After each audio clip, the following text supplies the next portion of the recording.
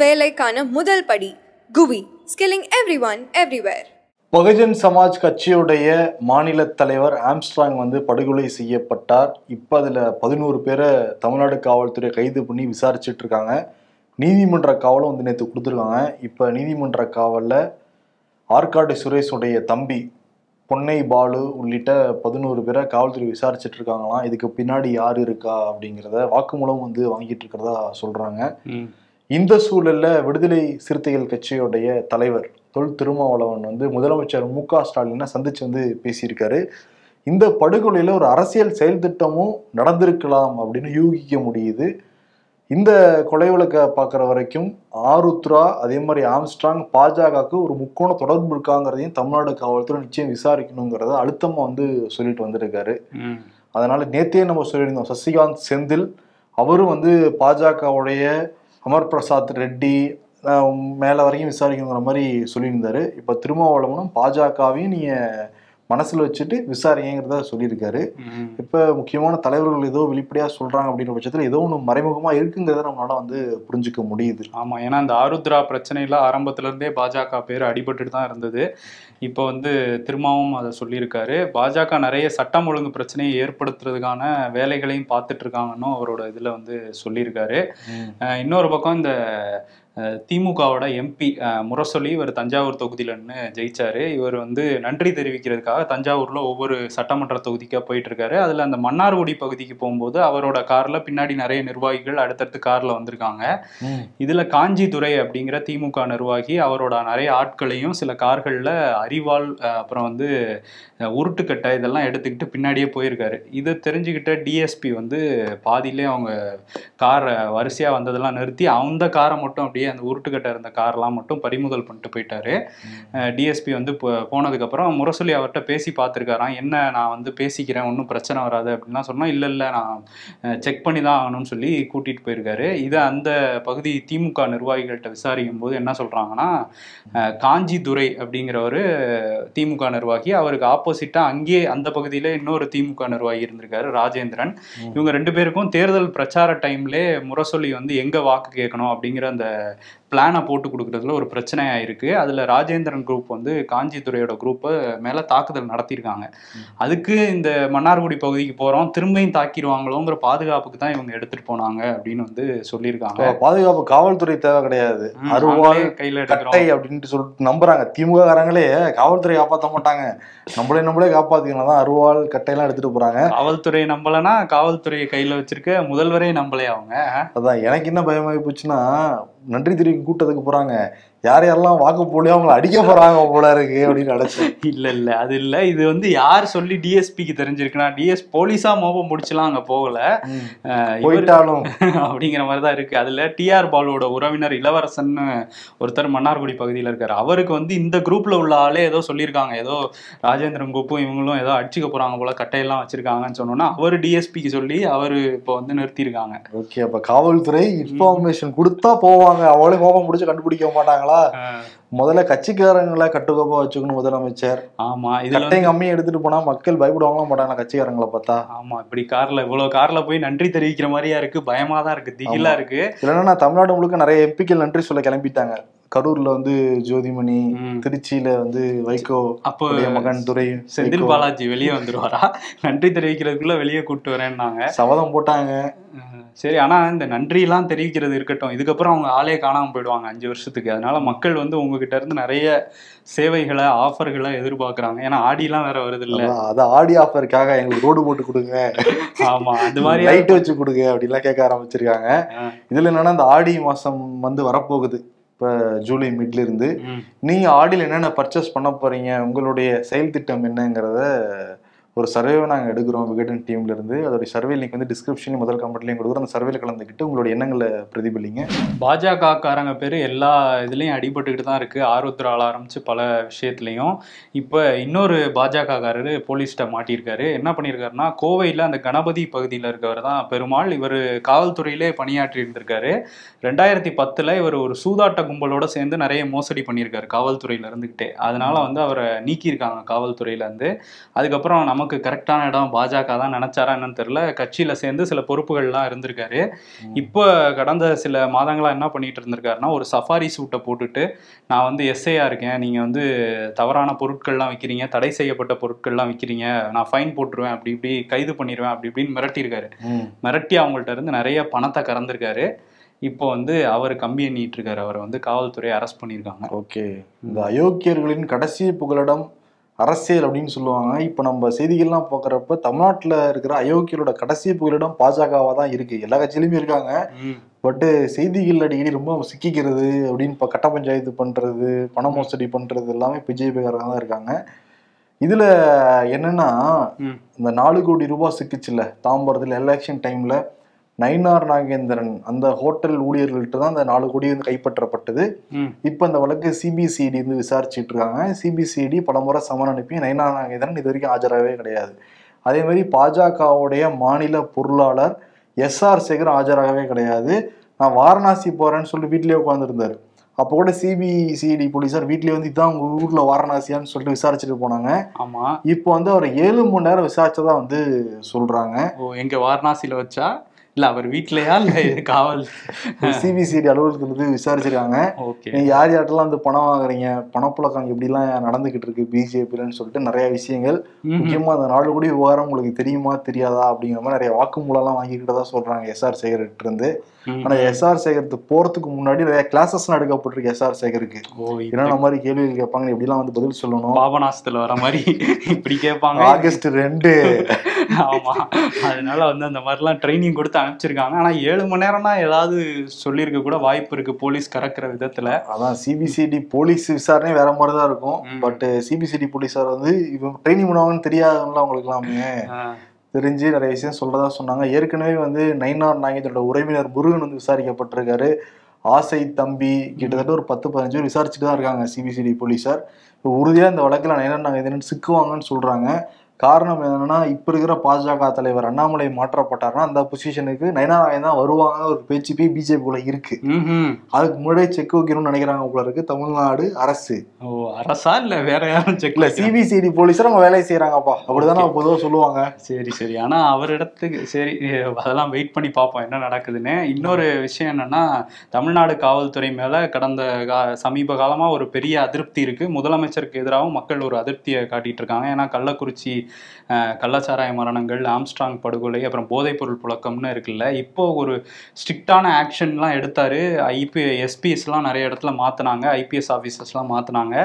இப்போ தமிழ்நாட்டில் என்ன நடந்திருக்குன்னா, ஒரு என்கவுண்டர் வந்து நடந்திருக்கு. புதுக்கோட்டையில் நிறைய வழக்குகளில் சிக்கியிருக்காரு துரைசாமி அப்படிங்கிறவர். இவர் வந்து கொலை, கொள்ளை, வழிப்பறின்னு ஒரு 64 வழக்கு இவர் மேலே இருக்கதா சொல்கிறாங்க. இவரோட தம்பி சோமுங்கிறவர் மேலேயும் ஒரு 20க்கும் மேற்பட்ட வழக்குகள் இருக்கான். இவங்க 2 பேரும் வந்து சில மாதங்களுக்கு முன்பு தான் ஒரு நகை கொள்ளை வழக்கில் கைது பண்ணாங்க. அப்புறம் தப்பிச்சு போனாங்க அப்படின்னு சொல்லிட்டு கால்லெல்லாம் சுட்டு பிடிச்சாங்க. இப்போ வந்து இவங்க வெளியே தான் வந்துட்டாங்க, அந்த வழக்குலேருந்து வெளியே வந்திருக்காங்க. இப்போ இவர் வந்து திருச்சிக்கு பக்கத்தில் உள்ள இந்த வம்பன் காட்டில் இவர் பதுங்கியிருக்காரு துரைசாமி அப்படிங்கிற தகவல் போலீஸுக்கு கிடச்சிதான். அங்கே போய் அரெஸ்ட் பண்ணலான்னு தான் போனாங்களாம். ஆனால் அவர் திரும்ப அரிவாள்லாம் வச்சு வெட்ட வந்தாராம். சரி வராதுன்னு வந்து சுட்டிருக்காங்க. இப்போ என்கவுண்டரில் அவர் ஒரு ரவுடி வந்து கொல்லப்பட்டிருக்காரு. ஏன்னா போலீஸ் தங்களை காப்பாற்றிட்டு தானே ஆகணும். அதாவது அரிவாள் வெட்டில இருந்து சொல்றீங்களா? ஆமா, அதனால துப்பாக்கி எடுத்து டிஷ்யூ சுற்ற வேண்டிதான். சுட்டிருக்கான். போதை கடத்தல் மன்னன் ஜாபர் சாதிக் திமுகவுடைய முன்னாள் நிர்வாகி கடந்த 3 ஆண்டுகள்ல மட்டும் 2000 கோடி அளவுக்கு போதைப் பொருளை வெளிநாட்டிலையும் உள்நாட்டிலையும் சப்ளை பண்ணி நிறைய பணம் சம்பாதிச்சாங்கிறது தான் குற்றச்சாட்டு. இவ போதைப் பொருள் தடுப்பு பிரிவர் கைது பண்ணி தீகார் செல்ல அடைச்சு விசாரிச்சுக்கிட்டு இருக்காங்க. இந்த சூழல சிறப்பு நீதிமன்றம் அவருக்கு ஜாமீன் கொடுத்துருக்காங்க. ஜாமீன் கொடுத்தாலும் வந்து தினம் தினம் போதைப் பொருள் அலுவலகத்துக்கு வந்து கையெழுத்தெல்லாம் போடணும், 1 லட்ச ரூபா நிபந்தனை பேர் தான் ஜாமீன் வந்து கொடுக்கப்பட்டிருக்கு. இருந்தால் கூட ஜாபர் சாதிக்கினால வெளியே வர முடியல. காரணம் என்னன்னா, அவர் மேல சட்டவிரோத பண பரிவர்த்தனை அந்த இதுவும் வழக்கு இருக்கிறதுனால அந்த வழக்குல அவரால் ஜாமீன் வாங்க முடியல. ஓகே, இப்போ கையெழுத்து போடுறதுக்கு மட்டும் வெளியே வந்துட்டு போவோம், அதுக்கு வாய்ப்பு இல்ல. உள்ளே உட்காந்து ஒரு ரூம்லயே உட்காந்து கையெழுத்து போட்டுக்க வேண்டியதான். இன்னொரு பக்கம் இந்த சிறை அதெல்லாம் பத்தி பேசும்போது, நாம் தமிழர் கட்சியை சேர்ந்த சாட்டை துரைமுருகன் அவர் வந்து முன்னாள் முதல்வர் கருணாநிதியை பத்தி அவதூறா பேசிட்டாருன்னு சொல்லி நேற்று அரெஸ்ட் பண்ணியிருந்தாங்க. பாடினாரு, அதை வந்து சீமான் வேற பாடி காட்டினாரு. இதெல்லாம் நடந்ததுக்கு அப்புறம் ஒரு 3 மணி நேர விசாரணை அவர்கிட்ட போலீஸ் வந்து விசாரிச்சிருக்காங்க. அப்புறம் திருச்சி மாவட்ட நீதிமன்றத்தில் அவர் ஆஜர்படுத்தியிருக்காங்க. அங்கே வந்து என்ன சொல்லிட்டாங்க, நீதிமன்றம் என்ன சொல்லிட்டாங்கன்னா, இது வந்து முகாந்திரமே இல்லை அவர் அரெஸ்ட் பண்ணுறதுக்கு, அதனால அவரை நீதிமன்ற காவல்லாம் நீங்கள் கேட்ட மாதிரி கொடுக்க முடியாது, ஒழுங்காக அவரை ரிலீஸ் பண்ணிடுங்கன்னு சொல்லி போலீஸுக்கு சொன்னோன்னே இங்கே நாம் தமிழர்லேருந்து காவல்துறையை வச்சு செஞ்சுக்கிட்டு இருக்காங்க. இந்த இது உங்களுக்கு தேவையா அப்படின்லாம் வந்து செஞ்சுட்டு இருக்காங்க. அவரும் துரைமுருகன் வெளியே வந்து என்ன பேசியிருக்காருன்னா, இந்த மாதிரி வந்து என்னை அரெஸ்ட் பண்ண, நான் தலைமறைவாக இருக்கேன்னுலாம் சொன்னாங்க, நான் வந்து ஒரு வேலையாக தான் அங்கே போயிருந்தேன், அங்கே குற்றாலத்தில் வச்சு அரெஸ்ட் பண்ணாங்க, அப்படியே காரில் கூப்பிட்டு வர வழியில் விபத்தெல்லாம் ஏற்படுத்துறதுக்கு காவல்துறையே முயற்சி பண்ணாங்க, என்னை கொல்றது கூட இந்த அரசு வந்து திட்டம்லாம் போட்டுட்டு இருக்குங்கிற மாதிரி நிறைய குற்றச்சாட்டுகளை வச்சுட்டு போயிருக்காரு. பாசிச பாஜகன்னு இவங்க சொல்லிட்டு இருக்காங்க, இவங்களே அதான் பண்ணுறாங்கன்னு திமுக வந்து வெளுத்து வாங்கிட்டு தான் போயிருக்காரு. எடப்பாடி பழனிசாமி கடன்லாம் தெரிவிச்சிருந்தார் அந்த கைதுக்கு. இன்னைக்கு காலையில இந்தியன் 2 படம் வந்து ரிலீஸ் ஆயிருக்கு. கமலஹாசன் வந்து திமுக கூட்டணியில தான் இருக்காரு மானியமா.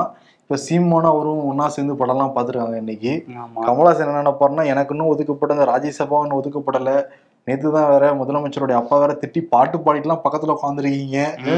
ஆனா வந்து படம் வந்து ரெட் ஜெயின்ட் தான் ரிலீஸ் பண்ணிருக்காங்களாம்.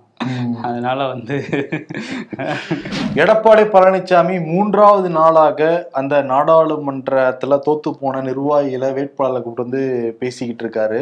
இதுல குறிப்பா நிறைய நிர்வாகிகள் வந்து என்ன சொல்லியிருக்காங்கன்னா, கூட்டணி இல்ல, அதே மாதிரி தலைமையிலிருந்து சரியான உத்தரவு வழிகாட்டுதலும் எங்களுக்கு கிடைக்கவே இல்லைங்கிறத சொல்லியிருக்காங்க. நீங்க சரியே இல்லை சார் இருக்காங்க. ஆமா, அதாவது பூசி மொழியும் சொல்லிருக்காங்க. எடப்பாடி பழனிசாமி கொஞ்சம் கோபமாயிட்டதா சொல்றாங்க. இந்த ஏன்டா அதை வச்சோன்னு நினைப்பாரு போல இருக்கு ஆலோசனை கூட்டத்தையே. ஏன்னா எல்லாருமே கட்சி மேல அவரு மேலதான் புகார் சொல்றாங்க, டைரக்டா சொல்லாம இன்டைரக்டா சொல்றாங்க. இப்ப என்னன்னா, நிறைய நிர்வாகிகள் வந்து நீங்க பிஜேபி கூட்டணி வேணா நீங்க சொல்றீங்க, ஓகே அதை ஏத்துக்க முடியுது, ஏன்னா நம்ம கட்சியை கைப்பற்ற பாக்குறாங்க, நீங்க நாம் தமிழரோட கூட்டணி வைக்க கூடாது, அவங்க வந்து இளைஞர் மத்தியில கொஞ்சம் செல்வாக்கா இருக்காங்க, இப்போ பாருங்க மாநில அந்தஸ்தே வந்துடுச்சு, இப்ப இன்கேஸ் நாம் தமிழர் கூட நம்ம கூட்டணி வச்சிருந்தா உறுதியா ஒரு சில இடங்கள் நம்ம வந்து ஜெயிச்சிருக்கலாம் அப்படின்னு சொல்லிட்டு தரவுகளோட சில டேட்டாஸ் எல்லாம் கொடுத்துருக்காங்க எடப்பாடி பழனிசாமிக்கு. ஓகே, ஆல்ரெடி வந்து எங்க சித்தப்பான்னு தான் பேசிட்டு இருப்பாரு சீமான் எடப்பாடி பழனிசாமி. இப்ப சித்தப்பாவோட கூட்டணி கூட ஒத்துப்பாராங்கிறது அவர் தான் முடிவு எடுக்கணும். ஏன்னா 2021 சட்டமன்ற தேர்தலுக்கு முன்னாடியே சேலத்துல எடப்பாடி பழனிசாமி வீட்டுல சீமான் போய் ரகசியமா சந்திச்சுட்டுலாம் வந்தாரு. பெரும்பாலும் வெளியில யாருக்கும் தெரியாது. அப்பவே வந்து எடப்பாடி பழனிசாமி வந்தா வாங்கலேன் அப்படிங்கிற மாதிரி தான் கூப்பிட்டுருக்காரு அவரு. வந்தா ஓகே, வராட்டியும் ஓகேங்கிற மாதிரி தான் இருந்திருக்காரு அவரு. ஆனா அண்ணன் வந்து திராவிட கட்சிகளுக்கு மாற்று அப்படின்னு சொல்லிட்டு தான் வந்தாரு உள்ள. ஆமா, அதிமுகவோட கூட்டணிக்கு போவாரா? இப்ப என்னன்னா, சீமானுடைய அபிமார்கள் இந்த மாநில அந்தஸ்து வந்த உடனே சூப்பர், அடுத்து அண்ணன் தான் முதலமைச்சர் எல்லாம் பேசிக்கிட்டு இருக்காங்க. முதலமைச்சர் ஆகணும்னா இங்க வந்து ஜெயிக்கணும். இப்ப அண்ணன் இது வரைக்கும் வந்து கவுன்சிலரா பல இடங்கள நாத்தமிழ்ல ஜெயிச்சிருந்தா கூட ஒரு எம்எல்ஏ ஜெயிக்க முடியல, எம்பி வந்து ஜெயிக்க முடியல. அப்ப நிறைய ஓட் பேங்கர்களோட கட்சி கூட்டணி வச்சா மட்டும் அந்த ஓட்டை நம்மளால அறுவடை பண்ண முடியும். அப்ப அது ஏன் வைக்க கூடாது? துரோகம் பண்ணது, தமிழினத்துக்கு துரோகம் பண்ணது திமுக தானே. அண்ணன் சொல்றபடி பார்த்தா அதிமுக ஒன்றும் பண்ணல இல்ல, அதனால அதிமுக கூட்டணி வைக்கலாமேன்னு சொல்லிட்டு போய் தமிழ்மார்கள் அண்ணனுக்கு வந்து அட்வைஸ் பண்ண ஆரம்பிச்சிருக்காங்களாம். பாருங்க, சாட்டை திருமணம் துறை கைது பண்ணிருக்காங்க, எடப்பாடி பழனிசாமி ஆதரவு கொடுத்துருக்காரு. இதெல்லாம் வந்து 2026 அந்த கூட்டணிக்கான ஒரு முன்னோட்டம் தான் பேசுறாங்க. ஓகே, என்னமோ நடக்க போகுதா? அப்ப அதிமுகல வேற என்னென்னமோ நடந்துகிட்டு இருக்கு உள்ள வேற. சரி, அதெல்லாம் வந்து பார்ப்போம் என்ன பண்றாங்கன்ட்டு. 40க்கு 40 ஜெயிச்சிருந்தா கூட திமுகக்கு அந்த முடிவுகளுக்கு அப்புறம் வந்த நிறைய சம்பவங்கள் வந்து அதிருப்தியை ஏற்படுத்தியிருக்கு. அதுல தான் காவல்துறையில அதிரடி மாற்றம்லாம் பண்ணாங்க. இப்போ இன்னொரு விஷயம் வந்து நிதியமைச்சர் தங்கம் தென்னரசு சொல்லியிருக்காரு. என்ன சொல்லியிருக்காருன்னா, ஒரு 1.5 லட்சம் பேர், அதாவது 1,48,000 பேருக்கு அந்த கலைஞர் மகளிர் உரிமை தொகை திட்டத்துல விடுபட்டு போயிருந்தது, அவங்களுக்கும் ஜூலை 15ஆம் தேதியிலிருந்தே மாதம் 1000 ரூபா வந்து வரவு வைக்கப்படும் அவங்க கணக்குலையும் சொல்லியிருக்காரு. அதாவது இன்னும் 2-3 நாளைக்குள்ளே வந்துருங்கிற மாதிரி. ஒரு 1.5 லட்சம் பேருக்கு மட்டும் தான் விடுபட்டு போயிருக்கா? ஆமா, இல்ல அவங்க மட்டும் இப்ப அந்த தகுதி வாய்ந்த அந்த இதுக்குள்ள வந்துட்டாங்க போல. அடுத்தடுத்து போக போக பார்த்துக்கிட்டு இன்னும் கொஞ்சம் பேரை கொண்டு வருவாங்க போல. ஓகே, பொறுத்து இருந்து பார்ப்போம். அடுத்து மழை சீசன் ஆரம்பிக்க போகுது. தண்ணீர் கர்நாடகா தண்ணி கொடுக்குமா இந்த சூழ்நிலையா தமிழ்நாட்டுக்கு? ஆமா, என்ன பண்ணியிருக்காங்கன்னா, அந்த காவிரி ஒழுங்காற்றுக்குழு வந்து இப்போ ஒரு உத்தரவு போட்டிருக்காங்க கர்நாடக அரசுக்கு. ஜூலை 31ஆம் தேதி வரையும் தினசரி, இன்னையிலேருந்து ஜூலை 31 வரையும் தினசரி 11,500 கன அடி தண்ணீரை வந்து தமிழ்நாட்டுக்கு கொடுக்கணும் அப்படின்னு சொல்லியிருக்காங்க. இதுக்கு முன்னாடி பல முறை சொல்லியுமே கேட்காததான் கர்நாடக அரசு. இப்போ என்ன பண்ணுவாங்கன்னு தெரியல. இப்ப சொல்லியிருக்காங்க, நமக்கு தண்ணி வேணும், ஆனா அங்க இருந்து கண்டிப்பா நிச்சயமா தண்ணி வேணும். அப்படியே கர்நாடகால இருந்து ஆந்திராவுக்கு போவோம். தமிழ்நாட்டுல இருந்து ஒருத்தர் தமிழ்நாட்டோட மானத்தை வாங்கிட்டு இருந்தாப்புல, இப்ப கர்நாடகா ஆந்திராவுக்கு போய் தமிழ்நாட்டு மானத்தை வாங்கிக்கிட்டு இருக்காரு. டிடிஎஃப் வாசன் கார்ல போனாரு, பிரச்சனை, லைசன்ஸை பிடுங்கினாங்க. பைக்ல போனாரு, பிரச்சனை, லைசன்ஸை பிடுங்கினாங்க. இப்போ நடந்து மட்டும் தான் போகணுன்னு தான் இன்ஸ்ட்ரக்ஷன். அங்கே போயும் பிரச்சனை பண்ணியிருக்காரு. சொல்றதுக்கு வேதனையாக தான் இருக்கு. இங்கன்னா பக்தர்கள் கூடுற இடம், அவங்களுடைய சோகங்கள் துக்கங்கள் எல்லாத்தையும் கடவுளை பார்த்தா நிறைவேறும் அப்படின்னு சொல்லிட்டு, அதுவும் திருப்பதியிலனா உடனடியாக சாமியை பார்த்துட முடியாது. பல மணி நேரம் காத்திருப்பு பிறகுதான் சாமி தரிசனம் வந்து செய்ய முடியும், பெருமாளை தரிசிக்க முடியும். அந்த இடத்துலையும் போய் பக்தர்களை கிண்டல் பண்ற மாதிரி நக்கல் பண்ற மாதிரி ஒரு வீடியோ வந்து வெளியிட்டிருக்காங்க. அந்த அஜீஸ், டிடிஎஃப் வாசன் இவங்கெல்லாம் சேர்ந்து போறாங்க. போயிட்டு கத்திக்கிட்டு அதெல்லாம் தெரியும்னா அந்த கூண்டா வச்சுதானே அனுப்புவாங்க. அதுல ஒரு கூண்டை போய் திறக்கிற மாதிரி போய் எல்லாரும் எழுந்திருக்கிறாங்க பக்தர்கள், அவங்க திறந்துட போறாங்கன்னு சொல்லிட்டு. அப்புறம் சிரிச்சுட்டு ஒடியாடுறாங்க இந்த பக்கம். இது என்ன மென்டாலிட்டியில இருக்காங்கன்னே புரிஞ்சுக்க முடியல. முன்னாடி இந்த சமூக விரோத செயல்களை தான் பண்ணிட்டு இருந்தாரு, வேகமா பைக் ஓட்டு, அதை பார்த்து நிறைய பசங்க ஓட்டி இங்கே ஆக்சிடென்ட்ஸ் நிறைய விஷயங்கள் நடந்துட்டு இருந்துச்சு. இப்போ திரும்ப எல்லா லைசன்ஸையும் பிடுங்கி விட்டாலும் ஏதோ ஒரு வகையில தொந்தரவு கொடுத்துக்கிட்டே தான் இருக்காரு. இப்போ தமிழ்நாட்டுல இருந்து நிறைய பேர் திருப்பதி தேவஸ்தானத்தை டேக் பண்ணி, திருப்பதி போலீஸ் வந்து டேக் பண்ணி, ஆந்திரா போலீஸை டேக் பண்ணி அதை செஞ்சு அரெஸ்ட் பண்ணி உள்ள போடுங்க, தமிழ்நாட்டு பக்கம் அனுப்பாதை கேட்டு தேவஸ்தானமும் இப்ப சொல்லியிருக்காங்க நடவடிக்கை எடுப்போம் கண்டிப்பா அப்படின்னு சொல்லிட்டு. ஆமா, நிரந்தர தடை விதிங்க அந்த மாதிரி கேங்குக்கு. உச்ச நீதிமன்றத்துல அதிகபட்சம் 34 நீதிபதிகள் வரையும் இருப்பாங்க. இப்ப அது வந்து 2 பேர் சமீபத்துல ஓய்வு பெற்றதுனால 32 குறைஞ்சிருக்கு. இந்த 2 இடங்களை இப்ப நிரப்பணும் அப்படிங்கிறதுக்காக கொலீஜியம் 2 பேரை வந்து பரிந்துரைச்சிருக்காங்க. ஒன்று ஜம்மு காஷ்மீரோட தலைமை நீதிபதி கோட்டீஸ்வர் சிங், இன்னொன்று சென்னை உயர்நீதிமன்றத்தோட பொறுப்பு தலைமை நீதிபதி ஆர் மகாதேவன். இவங்க 2 பேரையும் பரிந்துரைச்சிருக்காங்க. மத்திய அரசு ஏத்துக்கிட்டா இங்க தமிழ்நாட்டை சேர்ந்த ஆர் மகாதேவனும் உச்சநீதிமன்ற நீதிபதிகள்ல ஒருத்தராக மாறுவார். ஸோ அதெல்லாம் மத்திய அரசோட கையில தான் இருக்கு. இப்போ கொலீஜியம் பரிந்துரை கொடுத்துட்டாங்க. ஓகே, அப்போ உச்சநீதிமன்ற நீதிபதி கிட்ட போற நீதிபதி நம்ம பேசியிருக்கோம். பெருமை தான். ஆமா, அவர் வந்து அவார்ட் ஃபங்க்ஷனுக்குலாம் வந்திருந்தாரு, அவர்கிட்ட பேசணும். ஆமா. ஸோ இன்னொரு விஷயம் வந்து அரவிந்த் கெஜ்ரிவால் அவரோட அந்த பெயில் மனு வந்து இன்னைக்கு வந்தது சுப்ரீம் கோர்ட்ல. அதை விசாரிச்ச நீதிமன்றம் என்ன சொல்லியிருக்காங்கன்னா, ஒரு மாநிலத்துல மக்களால் தேர்ந்தெடுக்கப்பட்ட ஒருத்தரை 90 நாள் வந்து நீங்க சிறைக்குள்ளே வச்சிருக்கீங்க அப்படின்னு இடிக்கு வந்து டோஸ் விட்டுருக்காங்க. நீங்க கைது பண்ணா மட்டும்தான் விசாரணையை நடத்த முடியும்னு சொல்லிக்கிட்டே இருக்கீங்க. இதுதான் எல்லா வழக்குலையும், இதெல்லாம் ஏத்துக்கவே முடியாது, அதனால நாங்கள் அவருக்கு பெயில் கொடுக்குறோம்னு சொல்லியிருக்காங்க. அதே மாதிரி கெஜ்ரிவாலை வந்து முதல்வர் பதவியில இருந்து நீங்க விலகணும் அப்படிங்கிற உத்தரவை நீதிமன்றம் கொடுக்கலாமாங்கிறதே எங்களுக்கு உறுதியா தெரியல. அதனால நாங்க அதுக்குள்ள எப்பவுமே போக மாட்டோம், அதை கெஜ்ரிவாலே முடிவு எடுத்துக்கிட்டோங்கிறதையும் அந்த உத்தரவுல சொல்லியிருக்காங்க. ஆனா பெயில் கொடுத்தாலும் இவர் திகார் சிறையிலே தான் இருக்க போறாரு. ஜாஃபர் சாதிக்கும் அதே மாதிரி திகார் சிறையில இருக்க மாதிரியே இவரும் வந்து இருக்க போறாரு. ஏன் அப்படின்னா, இவர் வந்து சிபிஐயும் அரெஸ்ட் பண்ணியிருக்காங்க இதே மதுபான கொள்கை வழக்குல. அவங்க கஸ்டடி வாங்கி வச்சிருக்காங்க. ஸோ அதுலேயும் பெயில் கிடைச்சாதான் வர முடியும். அந்த வழக்கு 17ஆம் தேதி தான் வருது. அதுதான் ஒருத்தர் சிக்கிட்டாங்கன்னா பல வழக்குகள் போட்டு வச்சிடறாங்க. இல்லை, அதான் ஆம் ஆத்மியில் என்ன சொல்கிறாங்கன்னா, இடி ஒன்றுமே இல்லை அவங்கள்ட்ட ப்ரூஃபே, அதனால கண்டிப்பாக ஜாமீன் கிடைச்சிரும்னு தெரியும். அதனால தான் அந்த கிடைக்கிற நேரத்தில் கரெக்டாக போய் வாங்கினாங்க, இது சிபிஐ வச்சு அரெஸ்ட் பண்ணாங்க. இதுதான் அவங்களோட பிளானு. ஏதாவது ஒன்றத்தை வச்சு அரெஸ்ட் பண்ணி உள்ளே வச்சிருப்பாங்க. ஆனால் எந்த ஆதாரமும் இல்லைன்னு சொல்கிறாங்க ஆம் ஆத்மியிலேருந்து. உலகத்திலேயே இளைஞர்களோட எண்ணிக்கை, இளைஞருடைய மக்கள் தொகை அதிகம் கொண்ட தேசம்னு பார்க்குறப்ப நம்ம இந்தியா தான். 30 வயசுலேருந்து 60 வயசு கொண்டவங்க ரொம்ப நிறைய பேர் இருக்காங்க. அதே மாதிரி படிக்கிற இளைஞர்களும் அதிகமாக இருக்கிறது இந்தியாவில் மட்டும்தான். அவங்கள வந்து இந்த நாடு சரியாக பயன்படுத்தான்னு கேட்டால் சரியாக பயன்படுத்த இல்லைன்னு தான் பதிலாக இருக்குது. அவ்வளோ பேருக்கு வந்து இங்கே வேலை இல்லை, வேலை தேடிட்டவங்களோட எண்ணிக்கை ரொம்ப அதிகமாக இருக்குது. எப்போதும் இல்லாத அளவுக்கு இந்த வருஷம் வந்து ஐடியில் நிறைய லே ஆஃப் வந்து நடந்திருக்கிறதா வந்து சொல்கிறாங்க. இதைதான் சென்டர் ஃபார் மானிட்டரிங் இந்தியன் எக்கானமின்னு சொல்லிட்டு தரவுகள் வருஷம் வெளியிடுவாங்க. இந்த வருஷம் தரவுகள் வந்து வெளியிட்டிருக்காங்க. 2014ஆம் ஆண்டு இந்தியாவில் இருக்கிற அன்எம்ப்ளாய்மெண்ட் ரேட்டுன்னு பார்க்குறப்ப 5.4%. இப்போ அது வந்து 9.2% மாறி இருக்கு. 10 ஆண்டுகளில் அது அப்படியே டபுளாக மாறி இருக்கு. இப்போ 100ல் 10 இளைஞர்கள் வேலை இல்லாமல் இருக்காங்க. அதே மாதிரி பெண்களோட அந்த வேலை வாய்ப்புமே வேலைவாய்ப்பின்மையுமே ரொம்ப டபுளாக இருக்கு.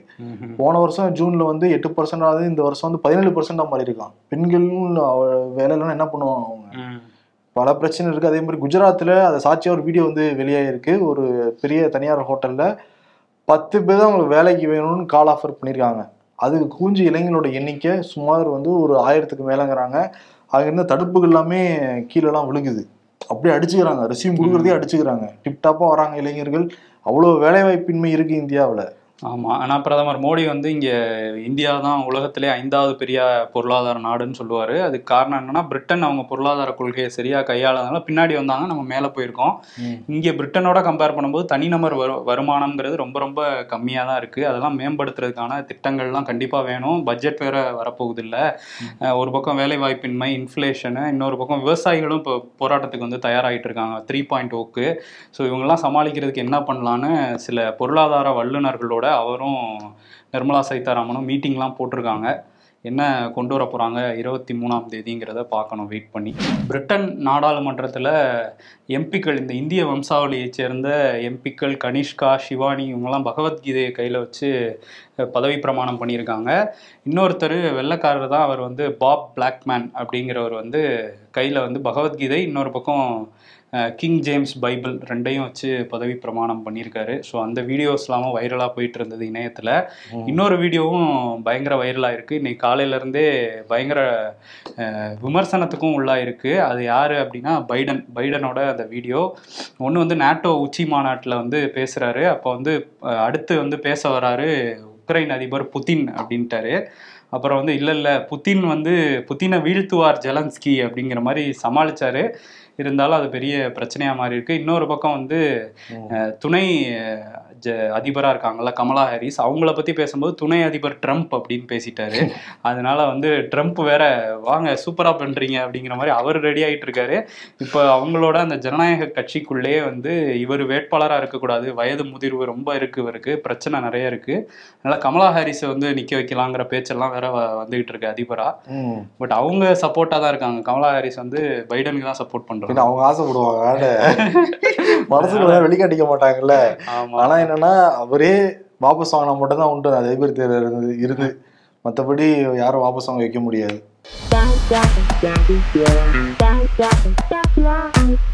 அப்பா டே பிரிட்ஜ் மேல ஏறணுமா கீழே போகணுமா, மீ வித் கூகுள் மேப்ஸ் அதை மட்டும் ஒழுங்காக வச்சுக்கிட்டு இருப்போம். அதை மட்டும் காட்டாது ஒழுங்கா. தட் மரண பீதி மொமெண்ட். என் விடைத்தாளை என் முன்னாள் ஆசிரியர் திருத்தும் போது.